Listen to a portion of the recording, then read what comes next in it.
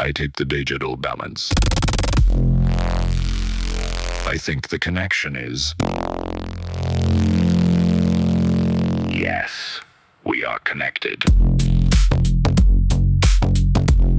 Start the broadcast now.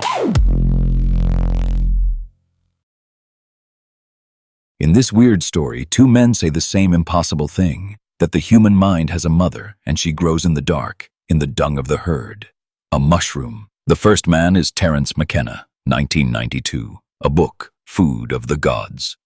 His picture is simple. The forests of Africa shrink. The apes that would become us are pushed onto the grass. They follow the herds to eat, and in the dung of those herds, something grows. Mushrooms, psilocybe. They eat them, and McKenna says, that was the door, a little, and the eyes sharpen, edges, motion, the better to hunt. A little more, and the body wakes. Appetite, mating, more young. A lot, and the doors blow open. Language, music, vision, God. The mushroom, he said, is where the word came from. The brain doubles. The animal stands up inside its own head and looks around. And McKenna pointed at a wall, the Sahara.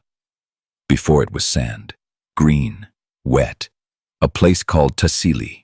On the rock, a figure, masked, dancing, mushrooms sprouting from its skin, lines running from the mushroom in its hand to its head.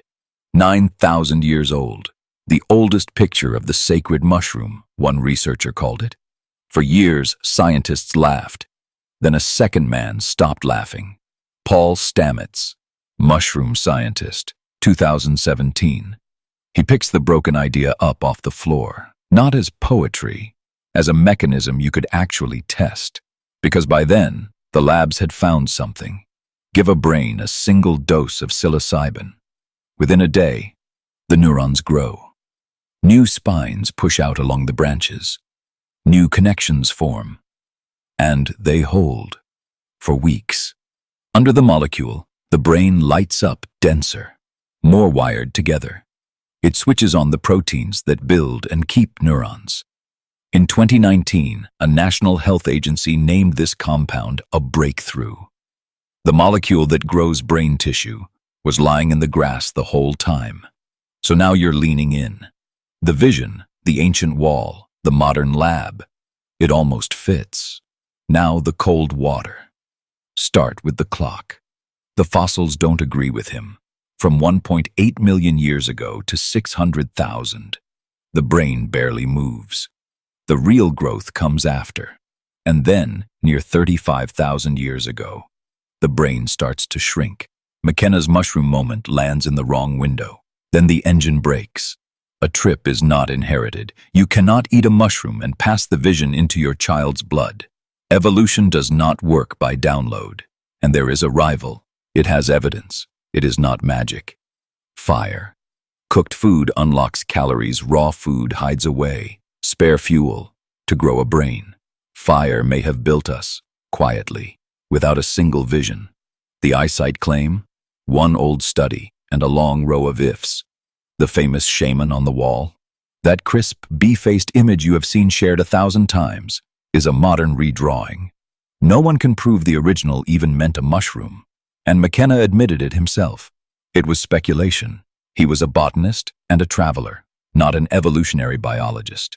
Here is the line that matters. The labs proved the molecule changes the brain. Now, they did not prove a mushroom built the species. Then, plausible is not proven. So where does that leave it? A broken story, a wrong clock, a maybe painting, a simpler rival made of fire, and a molecule that still to this day grows new branches in the mind. We may never prove what happened on that grass. The dirt does not keep mushrooms. The trip leaves no fossil. But the question will not lie down. Every time the neurons bloom under it, someone asks again, what woke up first? The mind that reached for the mushroom, or something in the mushroom, reaching back? We don't get to know. And maybe that is the part worth keeping. The wonder. This has been the Digital Madman. If you enjoyed this, please share it, subscribe, and smash the like button so we can get the algorithm to pick it up. Thank you. and I will speak with you next time.